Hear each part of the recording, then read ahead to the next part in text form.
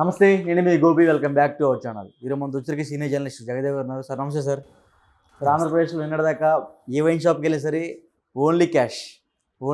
But ఈసారి ఏంటంటే only Google pay, PhonePe. ఎందుకు సడన్గా మారిపోయింది అంటారు? నిన్న వరకు కాదులేండి. లాస్ట్ 1 year 1.5 year కొన్ని షాపులు, అన్నీ కాదు, కొన్ని మద్యం షాపుల్లో యూపీఐ క్యూఆర్ కోడ్లు ఇంట్రడ్యూస్ చేశారు.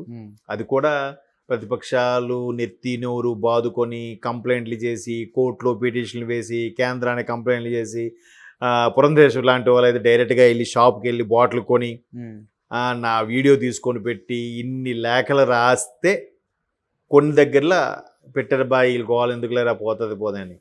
అంటే ట్యాక్స్ లేదు, రసీదు లేదు, వచ్చిందంతా నీ ఇష్టం, దాని మీద ఉన్న రేటుకే అమ్మాలని లేదు. ఒకవేళ ఎవడు రైడ్ చేయడు, ఎందుకు ప్రభుత్వానికి సంబంధించింది, ఎవడు చిట్టాపొద్దులు అడగడు, ప్రభుత్వానికి సంబంధించింది, ఎవడు అకౌంట్ చూపించమండు, ప్రభుత్వానికి సంబంధించింది, ఈరోజు ఎంత వచ్చింది అని ఎవడు అడగడు, అన్ని లెక్క. ఈరోజు ఇన్ని బాటిల్స్ పంపిస్తుంటే ఒక బాటిల్ మీద ఎంత, మాకు 90 రూపాయలు బాటిల్ పడింది, 250 అమ్మాలి అంటే ఒక దాని మీద 160 రూపాయలు లాభం. అంటే నువ్వు ఇన్ని బాటిల్ మీద ఇంత రావాలి మాకు క్యాష్, అంతే లెక్క, అంతే. ఇప్పటికి ఒక టాక్ ఏంటంటే ఎవరి దగ్గర లేవు, వాళ్ళ దగ్గరే 2000 నోట్లని వాళ్ళ దగ్గరే ఉన్నాయని టాక్ కూడా ఉంది. మేబీ ఇప్పుడు ఎన్నికలని హడావిడిలో ఏం మార్చి ఏం చేశారో తెలియదు. కానీ అయితే ఇంతగా ఎందుకు చేయాల్సి వచ్చింది, ఏమిటిది? ఇప్పుడు 100 కోట్ల కోసమో దేనికోసమో ముఖ్యమంత్రిని కూడా అరెస్ట్ చేశారు, కవిత గారిని అరెస్ట్ చేశారు, ఇప్పటికీ బయటికి రాలేదు. పదవిలో ఉన్న ముఖ్యమంత్రిని కూడా ఇది పెద్ద హవాలా స్కామ్ అని చెప్పేసి అరెస్ట్ చేశారు. దీంతో పోలిస్తే అది జూజూబీ ఢిల్లీది. మరి ఇది ఎప్పటి నుంచి విమర్శలు వస్తున్నాయి? ఏం ధైర్యం? ఎవరు అండ చూసుకొని ఎక్కడ వెళ్తుంది? ఇవన్నీ మళ్ళీ ప్రశ్నలు ఉత్పన్నమవుతున్నాయి. బట్ ఆశ్చర్యం ఏంటంటే గడిచిన 5 ఏళ్లలో ఇంచుమించు 3.5-4 సంవత్సరాల వరకు మీరు అన్నట్టు క్యాషే, ఏమీ లేదు. ఇప్పుడు ఆపద్ధర్మ ప్రభుత్వం ఉన్న టైంలో, ఇంకా కౌంటింగ్ కూడా జరగని టైంలో ఓన్లీ ఆన్లైనే, లేకపోతే ఇవ్వమంటున్నారు. ఇప్పుడు రెండు చేయొచ్చు కదా. అంటే ముసలా ముత్తుకోళ్ళ దగ్గర ఉండవు కదా. ఉన్న వాళ్ళకి హౌ టు యూటిలైజ్ అని తెలియదు. ఎందుకు వాళ్ళంటే మళ్ళీ ఇట్లాంటివి పెడితే ఎక్కడే ఇవాళ రేపు హ్యాకర్స్ ఎక్కువైపోయి డబ్బులు దెబ్బేస్తారని చెప్పి కూడా చదువుకున్న వాళ్ళు, స్మార్ట్ ఫోన్ కొనే స్తోమత ఉన్న వాళ్ళు కూడా ఏజ్డ్ వాళ్ళకి ఇవ్వట్లేదు. ఎందుకు ఇవ్వట్లేదు అంటే ఇట్లాంటివి ఏమైనా జరుగుతాయని. చిన్న బుట్ట ఫోన్, ఫీచర్ ఫోన్ ఏదో ఇస్తున్నారు, క్యాష్ ఇచ్చి కొనుక్కోండి అన్నట్టు, అలా కూడా ఇవ్వట్లేదంట. వాళ్ళకి అరే పొద్దుంతా కష్టపడి వస్తున్నారా, మాకు తెలియదు ఎలాగో స్మార్ట్ ఫోన్లు ఇవ్వండి అన్నా ఇవ్వట్లేదు. ఇప్పుడు పెద్ద స్ట్రిక్ట్గా మెయింటైన్ అవుతున్నారంట. అంటే చూడండి, కావాలని హేతింపు చర్యగా ఉంది ఇది. అంటే రెండు చేయొచ్చు కదా. పోనీ నిజంగా ప్రజల కోసం వెనకేయాల్సినంత వేసేసి ఇప్పుడు కంటి తుడుపు చర్యలాగా అనమాట. లేదు, మా మీద విమర్శలు వస్తున్నాయి. మరి ఈ 5 ఏళ్ళు వచ్చిన విమర్శలు ఏమయ్యాయి? పిటిషన్లు వేశారు, కేంద్రానికి లేఖలు రాశారు, చాలా వరకు ధర్నాలు చేశారు. పురంధరేశ్వరి లాంటి చెప్పాను కదా, ఆవిడైతే లైవ్ వీడియో చేసి కూడా చూడండి నా దగ్గర ఎంత తీసుకుందని చెప్తుంది. పైగా అవి ఎటువంటి బ్రాండ్లు కూడా కాదు, ఎటు స్పెషల్ స్టేటస్ అంట, గోల్డ్ మెడల్ అంట, ఏవో స్పెషల్ స్టేటస్ తెచ్చారు. అదేంటి స్పెషల్ స్టేటస్ తెస్తామని చెప్పారు కదా, తెచ్చారుగా అంటున్నారంట. రాజధాని అంట, 3 capitals అంట, ఏవో రకరకాలుగా. ఇవి ఎప్పుడు చూడనివి పేర్లు కూడా. ఇప్పుడు బూమ్ బూమ్ దానికి ఒక సినీ దర్శకుడు కూడా వెటకారం చేశాడు, బూమ్ బూమ్ అని. నేను తాగి నిజమే చెప్తా అన్నట్టు కూడా ఒక చిన్న రీల్ చేశాడు ఆయన. రకరకాలుగా వాటి ప్రోడక్ట్. ఇప్పుడు ఏ వస్తువైనా ఒక ప్రొడక్ట్ వాల్యూ ఉంటుంది. ఇప్పుడు బ్రాండ్ వాల్యూ అనుకోండి, ఒక యారో షర్ట్ కొనాలి మినిమం 5,000, మామూలు రోడ్ సైడ్ షర్ట్ అయితే 500. 500కి 5,000 తేడా లేదా? ఎందుకు పెట్టినాం?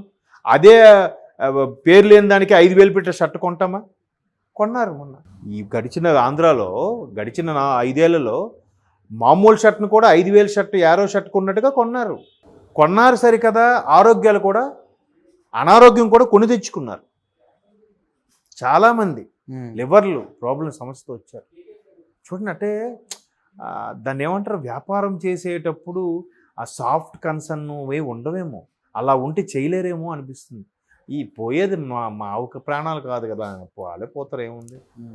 ఆడ మీరు బాహుబలి సినిమాలు అంటాడు కదా, 100 అడుగులు విగ్రహం పెడుతున్న 100 తలలైనా తెగొద్దా అని అంటాడు రాణా ఫాదర్ నాజర్ క్యారెక్టర్ చేసిన బిచ్చల దేవుడు. 100 అడుగుల విగ్రహం 100 తలలైనా తెగిపడొద్దా అన్నట్టుగా ఇంత పెద్ద 100 కోట్ల వ్యాపారం కనీసం 1000 మందైనా చావద్దా అన్నట్టుగా ఉంది. అంతే కదా. చాలామంది అనారోగ్యం పాలయ్యి, కొంతమంది అయితే ఒరు బాబు ఇట్లా కట్టించుకుంటున్నారు మళ్ళీ అట్లా తీసేసుకుంటున్నారు అని కూడా చెప్పి వాపే వాళ్ళు ఉన్నారు. ఇదంతా ఎక్కడికి వెళ్తున్నట్టు, ఏమవుతున్నట్టు? ఇప్పుడు కళ్ళు తెరవడం ఏంటి? ముందంతా ఏం చేశారు? ముందు కొన్ని కేంద్ర ప్రభుత్వం మీద కూడా ఈ రకమైన విమర్శ ఉంది. అసలు వాళ్ళు అండలేకపోతే వీళ్ళు ఇంతగా చేస్తారా? ఇప్పుడు లాస్ట్లో ఇక్కడ పొత్తులు పెట్టుకోవడం ఏంటి? ఏం జరుగుతుంది అసలు? ఎందుకు ఇప్పుడు కేజ్రీవాల్ లాంటి వ్యక్తిని, ముఖ్యమంత్రి స్థాయిలో ఉన్న వ్యక్తిని అరెస్ట్ చేయగలేంది ఎక్కడెందుకు ఏం పట్టించుకోవట్లేదు? కేవలం 100 కోట్లకి లెక్క చెప్పలేకపోయినందుకే కవిత గారు ఇప్పటికీ బయటికి రాలేదు కదా. ఇక్కడ ఎన్ని వేల కోట్లు అయి ఉంటుంది? అంతే కదండి. ఒక ఐటీ లేదు, ఫైనాన్షియల్ లేదు, అకౌంట్స్ లేదు, ఒక రసీదు లేదు, ఏ లెక్క లేదు, ఏ జమా లేదు, వెళ్ళిందంతా నీ ఇష్టం. ఒకప్పుడు చిల్లర కొట్లు, కిరాణా కొట్లు ఎలాగైతే లెక్క జమ లేకుండా ఉండేదో ఇప్పుడు అలా ఉంది. ఇప్పుడు వాళ్ళు కూడా కొంత క్యాష్ ఇచ్చినా, కొంత యూపీఐ కోడ్లు, క్యూఆర్ కోడ్లు పెట్టినా కొంతలో కొంత లెక్క చెప్పాల్సి వస్తుంది. ఎన్డీఏ ప్రభుత్వం ఏదైతే పెట్టిందో ఈ జిఎస్టీ ఇవన్నీ కూడా, ఏదైతే స్మార్ట్ పర్చేజెస్ కానీ డిజిటల్ మార్కెటింగ్ ఎప్పుడైతే ఇంట్రడ్యూస్ చేసిందో అట్లీస్ట్ ఒక పావలా వంతైనా జెన్యున్గా జరుగుతుంది కదా. ఆ పావలా వంతులో ఉన్న ట్యాక్స్ అయినా కొంత ప్రభుత్వానికి వెళ్తుంది కదా. మిగతా 30 గ్యాంబ్లింగ్ చేసే వాళ్ళు ఉన్నారు, లేకపోలేదు. కొంతలో కొంత ఆ డిమాండేషన్ కూడా, ఇట్లాంటి కొన్ని బీజేపీలో కూడా విమర్శలు లేవు కాదు, ఉన్నాయి. కానీ ఇటువంటి కొన్ని మాత్రం మంచి డెసిషన్లు తీసుకుంది. ఎక్కువగా డిజిటల్గానే ప్రోత్సహించడం వల్ల ఏమవుతుందంటే మ్యాక్సిమం ఈ సెజరింగ్ ఇవ్వాల్సి వచ్చింది కొన్నిటికి. ఇప్పుడు మ్యాక్సిమం ఏం చేస్తున్నారు? చిల్లర లేదబ్బా, ఫోన్పే అబ్బా, ఈ వదులుకోవడం ఎందుకు, పోతే ఈ వ్యాపారం కూడా జరగదు, సరే కుట్టబ్బా అంటున్నాడు. ముందు వాడు కూడా, మా ఏరియాలో ఒక హోటల్ ఉండేది, వాడు అసలు ఓన్లీ క్యాష్. అందరి దగ్గర ప్లేట్ ఇడ్లీ 30 రూపాయలు అయితే వాడి దగ్గర 40 రూపాయలు, రసీదు లేదు, ఏం లేదు, ఓన్లీ ఈ ప్రింటెడ్ ఉంటుంది ఇలా కుట్టాడు అంటే. వాడు ఏదో ఐటీ రిటర్న్స్ చూపించుకోవడం వరకే, ఆడిష్టం ఏదైనా చేసుకోవచ్చు, దాంట్లో ఆడు సొంతంగా గ్యాంబ్లింగ్ చేసుకోవచ్చు. క్యూఆర్ కోడ్ ఇది ఏం లేదు, బ్యాంక్ టైప్ ఏం లేదు, ఓన్లీ క్యాష్ అన్నాడు. మొన్నటి వరకు కూడా 2022 వరకు కూడా వాడు మా ఏరియాలో ఒక ఫేమస్ హోటల్, పేరు చెప్పను, బట్ ఇప్పుడు అది వాడు కూడా మెల్లగా క్యూఆర్ కోడ్ స్టిక్కర్ పెట్టాడు. అంటే ఏదో గట్టి దెబ్బే తగిలింది వాడికి, ఎవడో డోస్ ఇవ్వడమో ఏదో జరిగింది, ఆడిప్పుడు మళ్ళీ క్యూఆర్ పెట్టాడు.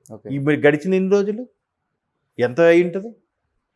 చాలా గతంలో వ్యాపారాలు మొదట్లో చేసిన వాళ్ళు కూడా చాలా చాలా చాలా చాలా రూపాయికి 10 రూపాయలు లాభం ఉండేది. ఎప్పుడైతే ఒక్కొక్కటిగా ఇంప్లిమెంట్ అవుతున్నాయో, మీరు ట్యాక్స్ రిటర్న్స్ చూపించాలి, మీరు ప్రభుత్వాన్ని కట్టింది చూపించాలి, లేదా ఈ బ్యాంకులు, మీ బ్యాంకులో ఒకేసారి 5 లక్షల పడింది, మీకు ఎక్కడి నుంచి వచ్చింది, దానికి ఎక్స్ప్లెనేషన్ ఇవ్వండి. మీ కార్డు లిమిట్ 2 లక్షలే, మీకు 5 లక్షలు ఎవడేసాడు, మీరు ఎక్స్ప్లెనేషన్ ఇవ్వకపోతే మీకు మిగతా 3 లక్షలు కానీ ఇంత కట్ చేస్తామని బ్యాంకులు కూడా మెల్లమెల్లగా ఇది అవ్వడం. అయితే ఒకటి, బ్యాంకుల్లో కూడా కొన్ని మిస్టేక్లు ఉన్నాయి, లేనం లేదు. పెద్ద వాళ్ళని వస్తుంది, చిన్న పిత్త పరిగలను పట్టుకుంటున్నారు, తిమింగిలాలను వదిలేసి, ఆ విమర్శ కూడా ఉంది. అది కూడా ప్రభుత్వాలు సహకరించకపోతే బ్యాంకులను ఏం చేయగలుగుతాయి, పెద్ద వాళ్ళని. సో ఇట్లా ఇన్ని రకాలుగా ఉన్నప్పటికీ ఇప్పుడు పోన్లే కష్టపడి వచ్చి వాడు ఏదో కాసేపు బాధను మర్చిపోదాం, తాగి పడుకుందాం, ఏదో ఒకటి తొక్కలో మీరు అన్నట్టు గోల్డ్ మెడలో 9 హార్సో లేదంటే 3 క్యాపిటల్సో స్పెషల్ స్టడీ ఏదో ఒకటి తాగి మర్చిపోదాం అన్న దానికి కూడా మేము చాలా స్ట్రిక్ట్ అయిన ప్రభుత్వం మాది, మాకు ఓన్లీ డిజిటలే పేమెంట్, డబ్బులు తీసుకొని ఇవ్వమని చెప్తున్నారంట. తాగివాడు ఎలా ఉంటుంది, ఇంకా మాట తడబడిపోద్ది, అడిగి మాటలు బూతులు వచ్చేస్తుంటాయి.